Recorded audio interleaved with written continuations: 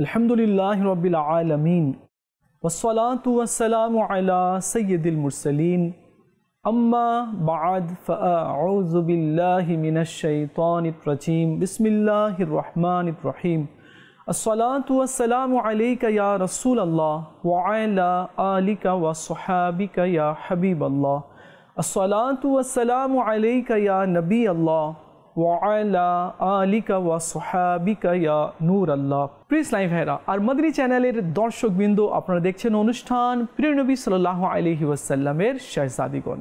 এই অনুষ্ঠানে আমরা এর পূর্বে যায়েনব রাদিয়াল্লাহু তাআলা আনহা, এরপরে রুকাইয়া রাদিয়াল্লাহু তাআলা আনহা, আর উম্মে সালমা রাদিয়াল্লাহু তাআলা আনহা, আর খাতুনে জান্নাত ফাতেমা জাহরা রাদিয়াল্লাহু তাআলা আনহার জীবনে নিয়ে আমরা সংক্ষিপ্ত আকারে আলোচনা শুনেছি। আর খাতুনে জান্নাত রাদিয়াল্লাহু তাআলা আনহার ফাজাইল সম্পর্কেও আমরা জানার চেষ্টা করেছি। আজকেও আমরা খাতুনে জান্নাত ফাতেমা জাহরা তৈয়বা তাহেরা রাদিয়াল্লাহু তাআলা আনহার শান সম্পর্কে এবং তার তাকওয়া পরহেজগারি সম্পর্কে আমরা জানার চেষ্টা করব। আশা করছি শেষ পর্যন্ত আমাদের সাথেই থাকবেন। চলুন আমরা দরুদ শরীফের একটি ফজিলত শ্রবণ করি। প্রিয় নবী সাল্লাল্লাহু আলাইহি ওয়াসাল্লাম ইরশাদ করেছেন যে, যে ব্যক্তি সকালে 10 বার আর সন্ধ্যায় 10 বার আমার উপরে দরুদ পাঠ করবে, আমি সেই ব্যক্তির কিয়ামতের দিনে সুপারিশ করব। সুবহানাল্লাহ। তো প্রিয় ইসলামী ভাইরা, যারা আমরা চাই যে কিয়ামতের ভয়াবহতা থেকে আমরা বেঁচে যাই আর মাহবুবে করিম সাল্লাল্লাহু আলাইহি ওয়াসাল্লামের শাফাত আমাদের নসিব হয়ে যায়, তবে আমাদের উচিত হবে যাতে করে আমরা বেশি পরিমাণে দরুদ পাঠ করি। সাল্লু আলাল হাবিব সাল্লাল্লাহু তাআলা আলা মুহাম্মদ সাল্লাল্লাহু আলাইহি ওয়াসাল্লাম। প্রিয় ইসলামী ভাইরা, চলুন আগে আমরা খাতুনে জান্নাত ফাতেমা জাহরা রাদিয়াল্লাহু তাআলা আনহার একটি শান আমরা শ্রবণ করি, যা কোরআনে পাকের মধ্যে আল্লাহ তাআলা নিজেই ইরশাদ করেছেন। আমরা ওই ঘটনাটা শুনব, যে ঘটনাকে কেন্দ্র করে আল্লাহ তাআলা আয়াতে কারিমা নাজিল করেছেন। একবার ইমামে হাসানে মুজতাবা রাদিয়াল্লাহু তাআলা আনহু আর ইমামে হুসাইন রাদিয়াল্লাহু তাআলা আনহু অসুস্থ হয়ে পড়লেন। কি করা যায়? তো ফাতেমা জাহরা রাদিয়াল্লাহু তাআলা আনহা মান্নত করলেন যে, মওলা, যদি আমার এই দুই সন্তান ভালো হয়ে যায় তাহলে আমি রোজা রাখব, তোমার সন্তুষ্টির জন্য আমি রোজা পালন করব। যখন এই কথা ফিদ্দা রাদিয়াল্লাহু তাআলা আনহা শুনলেন, তো তিনিও নিয়ত করে নিলেন যে আমিও এই শাহজাদার আরোগ্যের জন্য নিয়ত করছি, যাতে আল্লাহ পাক আমার উপরে সন্তুষ্ট হয়ে যায়, আমিও 3টি রোজা পালন করব। কিছুদিনের মধ্যে ইমামে হাসান আর ইমামে হুসাইন রাদিয়াল্লাহু তাআলা আনহুমা উভয় ভালো হয়ে গেলেন। এখন রোজা রাখবেন। আলী রাদিয়াল্লাহু তাআলা আনহু কিছু জব এনে দিলেন, তিনি পিষলেন, রুটি তৈরি করলেন, রোজা রাখলেন। যখন মাগরিবের সময় হবে, ইফতার করবেন, এমন সময় এক ভিক্ষুক আসলো আর বলতে লাগলো, আমি মিসকিন, খিদে লেগেছে, আর এই পরিবার হচ্ছে আহলে বাইতের পরিবার, আমাকে কিছু খেতে দিন, আমি অনেক কষ্টে আছি। খাতুনে জান্নাত রাদিয়াল্লাহু তাআলা আনহা আজানের অপেক্ষা করছিলেন, ইফতারের সময় হওয়ার অপেক্ষা করছিলেন। সবাই তো বসেই ছিলেন কি সময় হলে ইফতার করব, সারা দিনের রোজা ছিল। যখনই মিসকিন এভাবে ডাক দিল আর নিজের অভাবের কথা বলতে লাগলো, খাতুনে জান্নাত রাদিয়াল্লাহু তাআলা আনহা বললেন, ফিদ্দা, যাও এই রুটিগুলো মিসকিনকে দিয়ে আসো। দিয়ে আসা হলো। তারা ইফতার করলেন, কিন্তু পানি দিয়ে। দ্বিতীয় দিন আবার রোজা রাখলেন, রুটি তৈরি করলেন, ইফতার নিয়ে বসলেন। এমন সময় আবার কেউ ডাক দিল আর বলতে লাগলো, আমি ইয়েতিম, আমার কেউ নেই, আমাকে খিদে লেগেছে, আমাকে কিছু খেতে দিন। এটা আহলে বাইতের পরিবার, এই পরিবার থেকে কেউ খালি হাতে ফিরে যায় না। খাতুনে জান্নাত ফাতেমা জাহরা রাদিয়াল্লাহু তাআলা আনহা তার দুঃখ ভরা কথা শুনলেন, সমস্ত রুটিগুলো ওই মিসকিনকে দিয়ে দিলেন, ইফতার করলেন কিন্তু পানি দিয়ে। তৃতীয় দিন আবার নিয়ত করলেন রোজা রাখার। আবার রুটি পাক করা হলো। ইফতারের সময় ঘনিয়ে আসছে, এখন ইফতার করবেন। এমন সময় আবার কেউ ডাক দিচ্ছে, আমি কয়েদি, খিদে লেগেছে, আমি খুব অসহায়, আমার কাছে কিচ্ছু নেই, আমি নিঃস্ব, আমাকে কিছু খেতে দাও। আমি এমন ঘরে এসেছি যে ঘরকে বলা হয় সখী পরিবার, মানে এখান থেকে কেউ খালি হাতে যায় না, কিছু না কিছু নিয়ে যায়, খুব আশা করে এসেছি। খাতুনে জান্নাত রাদিয়াল্লাহু তাআলা আনহা তার এই কথা শুনলেন আর ইরশাদ করলেন, যাও এই খাবারগুলো ওই কয়েদিকে দিয়ে আসো। দিয়ে আসা হলো। নিজে পানি পান করলেন আর আল্লাহ পাকের শুকরিয়া আদায় করলেন। প্রিয় ইসলামী ভাইরা আর মদিনী চ্যানেলের দর্শকবৃন্দ, কেমন পরিবার! খাতুনে জান্নাত রাদিয়াল্লাহু তাআলা আনহা জান্নাতি রমণীদের সর্দার। পুরো কায়নাতে যত মহিলা আছে তার সর্দার তিনি। কিন্তু পরনে কাপড় কেমন ছিল? পরনে কাপড়ে তালি লাগানো ছিল, ছিঁড়ে যেত তো সেখানে অন্য ছোট্ট কাপড় দিয়ে সেলাই করে দেওয়া হতো। যখন আমরা ছোট্ট ছিলাম তো কিছু কিছু লোকদেরকে দেখা যেত কাপড়ে তালি লাগিয়ে রাখতো, ছিঁড়ে গেছে বা নষ্ট হয়ে গেছে তো সেখানে অন্য কাপড় দিয়ে সেলাই করে রাখা হতো। আর এটা আমার নবী সাল্লাল্লাহু আলাইহি ওয়াসাল্লামেরও সুন্নত। তিনি যদি চাইতেন তাহলে জান্নাত থেকে পোশাক চলে আসতো, কিন্তু তিনি এমন কখনো পছন্দ করতেন না। তিনি গরিব ছিলেন না, চাইলে তিনি অনেক রাজকীয়ভাবে জীবন অতিবাহিত করতে পারতেন, কিন্তু তিনি গরিবীকে ইখতিয়ার করেছেন, গ্রহণ করেছেন। লৌকিকতা, ঠাট বাট এগুলো তিনি পছন্দ করতেন না। আল্লাহ তাআলার জন্য তিনি বিনয়কে বেছে নিয়েছিলেন। যার বাবা ইমামুল আম্বিয়া, যার বাবার হাতে জমিন ও আসমানের চাবি, তার মেয়ে খাতুনে জান্নাত রাদিয়াল্লাহু তাআলা আনহা জান্নাতি মহিলাদের সর্দার। কায়নাতে যত মহিলা তার সর্দার, তার ছেলে জান্নাতি যুবকদের সর্দার। কিন্তু খাতুনে জান্নাত রাদিয়াল্লাহু তাআলা আনহা কি করলেন? গরিবী ইখতিয়ার করলেন, গ্রহণ করলেন। তিনি কখনো ডিমান্ড করেননি। একটা রিওয়ায়াতে এসেছে তিনি দুনিয়া থেকে আলাদা থাকতেন, অর্থাৎ লোভ, লালসা, চাওয়া এই সেই তার ছিল না। আমরা তো খাতুনে জান্নাত রাদিয়াল্লাহু তাআলা আনহাকে ভালোবাসি, আর আমরা বলি আমরা আহলে বাইতকে ভালোবাসি। নিশ্চয়ই এটা ঈমানের দাবি রয়েছে যে আহলে বাইতকে ভালোবাসবে না তো তার ঈমান মজবুত হবে না, সে কামিল ঈমানদার হবে না।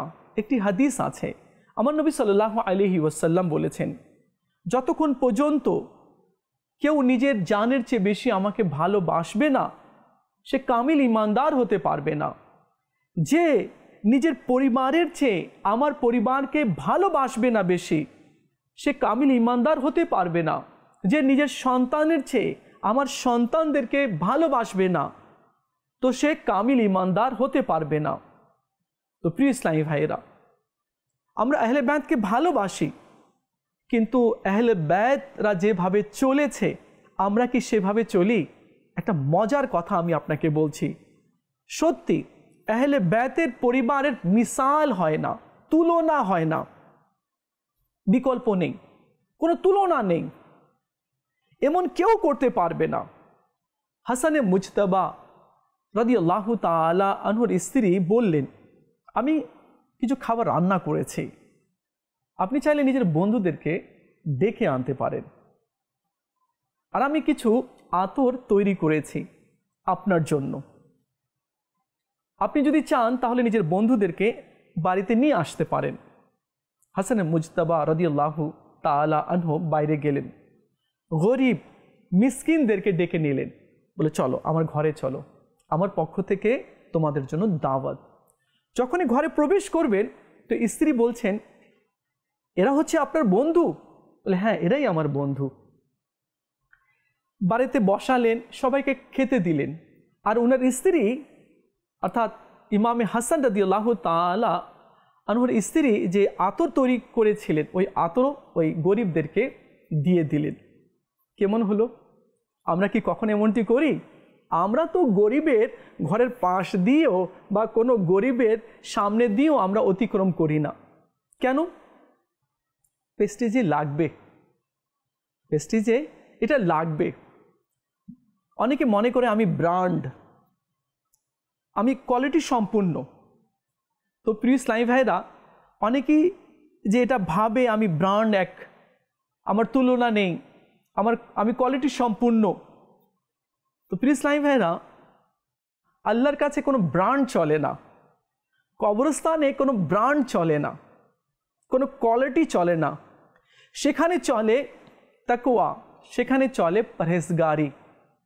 আজ জানি না কিছু যুবকেরা বা কিছু লোকেরা নিজেকে খুব সেলিব্রিটি মনে করে আর নিজেকে ব্র্যান্ড মনে করে, নিজেকে খুব কোয়ালিটি সম্পূর্ণ মনে করে, মানে এভাবে চলাফেরা করে, মনে পা জমিনে পড়ছে না। কিন্তু কবরে কোনো ব্র্যান্ড চলে না, কবরে শুধু তাকওয়া, পরহেজগারি আর নেকির প্রয়োজন হয়। তো ওখানকার জন্য যাতে আমরা ব্র্যান্ড হয়ে যাই, মানে ভালো হয়ে যাই, নেক আমল যাতে বেশি বেশি করে আমরা সেখানে নিয়ে যাই। আল্লাহ তাআলা বিনয়টাকে পছন্দ করে। আমাদের মাঝে বিনয় নেই। খাতুনে জান্নাত ফাতেমাতুজ জাহরা রাদিয়াল্লাহু তাআলা আনহা কেমন ছিলেন? তিনি শাহজাদিয়ে কওনাইন, পুরো দুনিয়ার তিনি শাহজাদি, কিন্তু কাপড় কেমন? তালি লাগা আছে, চাদরে তালি লাগা ছিল। এমন বিনয় কি পানি পান করে ইফতার করলেন, বাকি খাবারগুলো তিনি গরিবদেরকে দিয়ে দিলেন। হাসানে মুজতবা রাদিয়াল্লাহু তাআলা আনহু কি বলেন নিজের মায়ের ব্যাপারে? তিনি বলেন, আমার মা যখনই দোয়া করতেন, তো আমি কখনো মাকে নিজের জন্য চাইতে আমি শুনিনি, শুধু প্রতিবেশীর জন্য, অন্যান্য মানুষের জন্য চাইতেন, আমার নানা জানের উম্মতির জন্য চাইতেন। আমি জিজ্ঞেস করলাম, মা তুমি নিজের জন্য কেন চাও না? আমি কি চাইব? আল্লাহ আমাকে অনেক দিয়েছে, আমি নিজের মুসলমান ভাই বোনদের জন্য চাচ্ছি, আমি আমার বাবা জান মাহবুবে করিম সাল্লাল্লাহু আলাইহি ওয়াসাল্লামের উম্মতির জন্য চাচ্ছি। তো দেখুন, নিজের জন্য কিছু চাচ্ছেন না, নিজের জন্য কিছু রাখছেন না, সব মানুষের মাঝে বিলিয়ে দিচ্ছেন। ইমামে হাসানে মুজতবা রাদিয়াল্লাহু তাআলা বলেন, আমার মাকে আমি দেখেছি সারাদিন কাজকর্ম করতেন, 5 ওয়াক্তের নামাজ তো পড়তেন, যখন সবাই ঘুমিয়ে যেত তিনি আল্লাহ তাআলার হুজুরে দাঁড়িয়ে যেতেন, সারা রাত নামাজ পড়তেন, এমনকি বিলালে হাবশি রাদিয়াল্লাহু তাআলা আনহু আজান দিয়ে দিতেন। আমার মাকে এই আমল আমি করতে দেখেছি। সুবহানাল্লাহ, সুবহানাল্লাহ। তো এই জন্য তো মা যেমন আর ছেলে কেমন, ছেলেও জান্নাতি যুবকদের সর্দার। আর ছেলে কি করলেন? ইমামে হুসাইন রাদিয়াল্লাহু তাআলা আনহু উম্মতিকে বাঁচানোর জন্য, উম্মতিকে জুলুম, অন্যায়, অবিচার এগুলো থেকে বাঁচানোর জন্য, উম্মতিকে জান্নাতে নিয়ে যাওয়ার জন্য, উম্মতিকে নানা জান সাল্লাল্লাহু আলাইহি সাল্লামের হাত দিয়ে হওজে কওসার পান করানোর জন্য, যাতে শাফাতে মুস্তাফা অর্জন হয়ে যায়, যাতে করে পুলসিরাত দ্রুত গতিতে পার হয়ে যায়, যাতে উম্মতে মুহাম্মাদের উপরে আযাব নাজিল না হয় ইয়াজিদের হাত থেকে। ইমামে আলী মাকাম, ইমামে হুমাম, ইমামে আরশ মাকাম, ইমামে তৃষ্ণাকাম, সৈয়দুশ শুহাদা ইমামে হুসাইন রাদিয়াল্লাহু তাআলা আনহু উম্মতে মুহাম্মাদিকে বাঁচালেন। মা কেমন নিজের মুসলমান ভাইয়ের জন্য সারা রাত দোয়া করছেন। ছেলে কেমন কে উম্মতিকে বাঁচানোর জন্য, নানা জানের উম্মতিকে বাঁচানোর জন্য, ইসলামকে রক্ষা করার জন্য তিনি নিজের প্রাণ উৎসর্গ করে দিলেন। না শুধু নিজের প্রাণ, বরং নিজের 6 মাসের সন্তানের প্রাণ, যুবক সন্তান আলী আকবরের প্রাণ, হযরতে কাসিম রাদিয়াল্লাহু তাআলা আনহু, এরপরে অন মোহাম্মদ রাদিয়াল্লাহু তাআলা আনহুম, এরপরে মুসলিম বিন আকিল রাদিয়াল্লাহু তাআলা আনহু, এরপরে আব্বাস আলমদার, এই পুরো পরিবার ইসলামকে বাঁচানোর জন্য এক এক করে নিজের প্রাণ উৎসর্গ করে দিলেন। আজ যে আমরা স্টুডিওতে বসে আছি, আমি বয়ান করছি, আপনারা শুনছেন, আমরা ঘরে বসে যে ইসলাম পেয়েছি, এটা কারবালা ওয়ালাদের সদকা। মা কেমন আর ছেলে কেমন, সুবহানাল্লাহ। তো আমাদের মা বোনদের উচিত হবে যাতে করে নামাজ পড়ে, বেশি চাহিদা যাতে না রাখে। যা আল্লাহ লবণ ভাত দিয়েছে আমরা এর উপরে শুকরিয়া আদায় করি। আজ এত সমাজে টেনশন হওয়ার একটা কারণ এটাও আছে, কারণ হচ্ছে ডিমান্ড। আমার মনে পুরুষরা বেশি ডিমান্ড করে না, একটা কাপড় পরেই তারা বছর অতিবাহিত করে দেয়।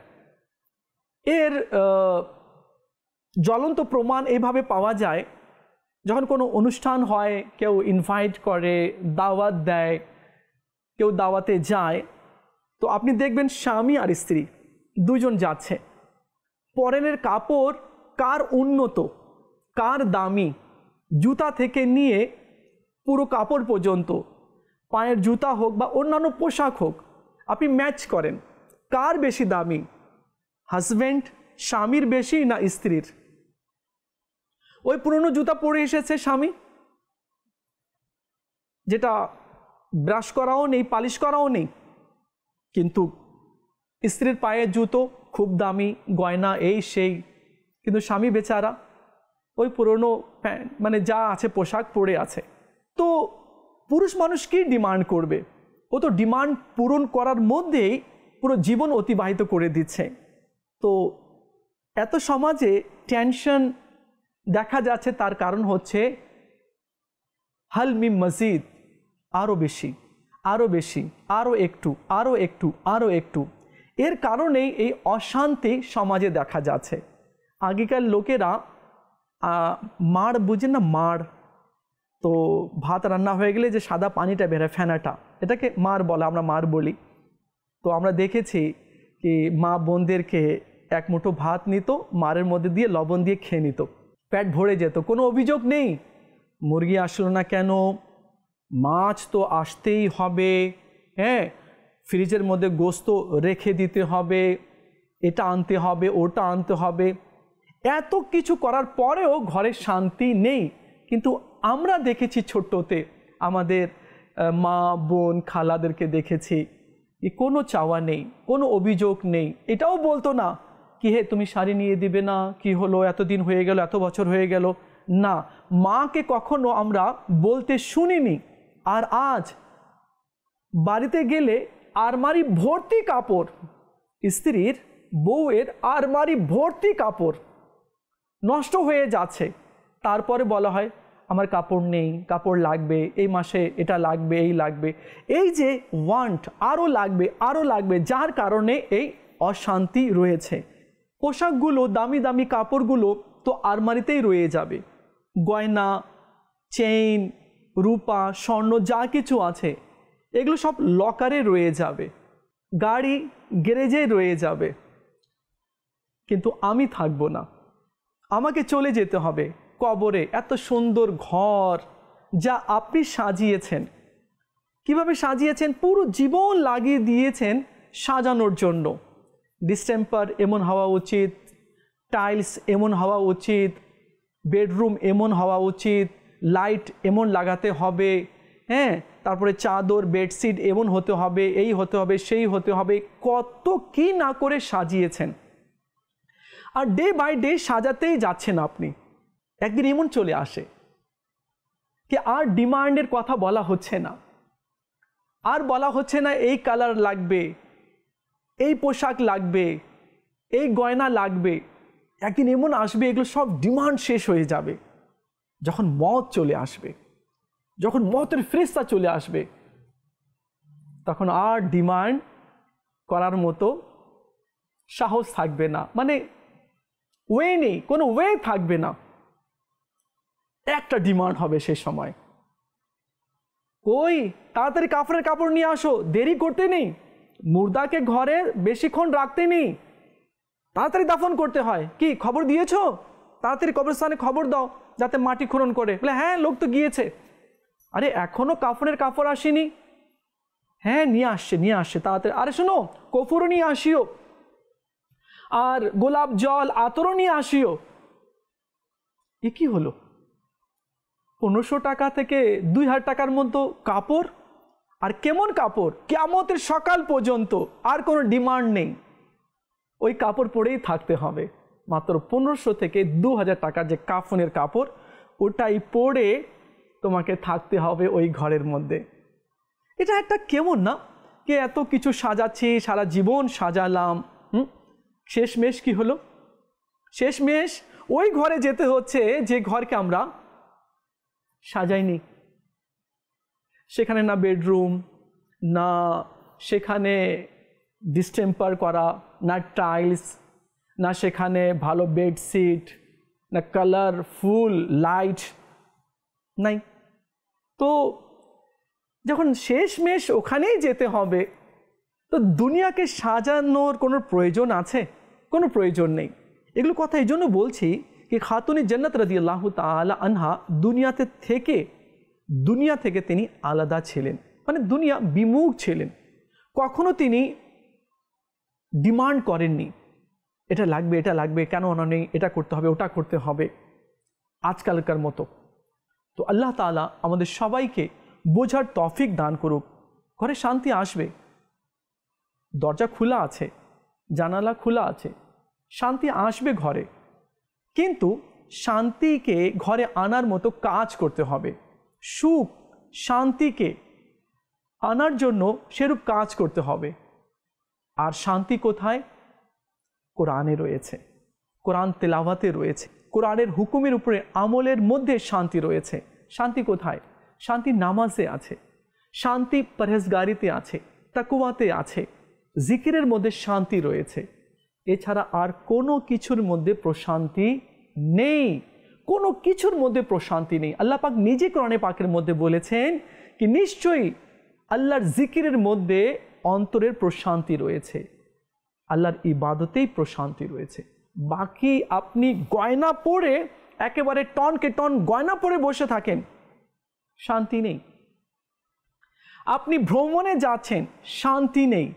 শান্তি শুধু একমাত্র আল্লাহ পাকের জিকিরের মধ্যে রয়েছে, আল্লাহর ইবাদতের মধ্যে রয়েছে। আল্লাহ তাআলা আমাদের সবাইকে বোঝার তৌফিক দান করুক। ইসলামের আপনারা দেখছেন অনুষ্ঠান প্রিয় নবী সাল্লাল্লাহু আলাইহি ওয়াসাল্লামের শাহজাদিগণ। খাতুনে জান্নাত রাদিয়াল্লাহু তাআলা আনহাকে নবী সাল্লাল্লাহু আলাইহি ওয়াসাল্লামের মেয়ে, খাতুনে জান্নাত রাদিয়াল্লাহু তাআলা আনহাকে আলী রাদিয়াল্লাহু তাআলা আনহর স্ত্রী, খাতুনে জান্নাত রাদিয়াল্লাহু তাআলা আনহাকে ইমাম হাসান হুসেনের মা, খাতুনে জান্নাতকে জৈনব, রুকাইয়া, উম্মে কুলসুমের ছোট্ট বোন, উনার মাকে খাদিজা রাদিয়াল্লাহু তাআলা আনহা। দেখুন, আমরা 1400 বছর হয়ে গিয়েছে, এখন আমরা নাম জানি। শুধু আমরা কি, কিয়ামতের সকাল পর্যন্ত মুমিন যারা আছে তারা তার নাম জানবে, মুসলমান তার নাম জানবে। এটা কি বড় শান না? খুব বড় শান এটা।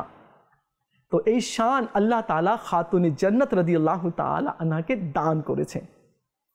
নবী করিম সাল্লাল্লাহু আলাইহি ওয়াসাল্লাম ইরশাদ করেন, সকল জাহানের মহিলাদের সর্দার হচ্ছে খাতুনে জান্নাত ফাতিমাতু জাহরা রাদিয়াল্লাহু তাআলা আনহা, এবং জান্নাতি রমণীদের সর্দার হচ্ছে খাতুনে জান্নাত রাদিয়াল্লাহু তাআলা আনহা।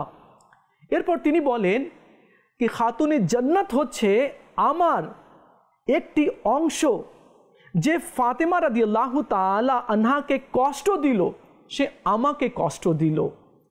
আরও আমার নবী সাল্লাল্লাহু আলাইহি ওয়াসাল্লাম ইরশাদ করছেন, ফাতিমার সমস্যা আমার সমস্যা, ফাতিমার কষ্ট আমার কষ্ট।